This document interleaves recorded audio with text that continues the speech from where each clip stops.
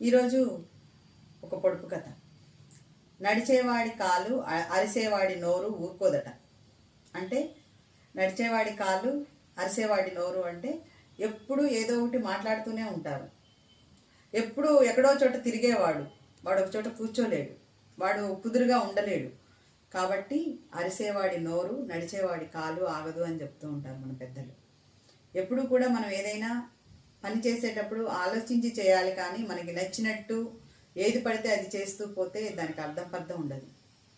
అరిసేటప్పుడు కూడా మనం ఏం మాట్లాడాలి, ఎందుకు మాట్లాడుతున్నాము, దేనికోసం మాట్లాడుతున్నాము అని తెలుసుకొని దానికి సంబంధించిన విషయాన్ని మాత్రమే మాట్లాడాలి. ఎక్కువ మాట్లాడడం వల్ల ఉపయోగం ఉండదు. ఎప్పుడూ కూడా ఎక్కువ మనం సైలెన్స్ అనేది ఒక వెపన్. అందుకే మాటలు పొదుపుగా వాడాలి. ఎప్పుడు పడితే అప్పుడు ఎక్కడ పడితే అక్కడ మనం వాగుతూనే ఉంటాం కొంతమంది. అలా మాట్లాడకుండా ఉండాలి.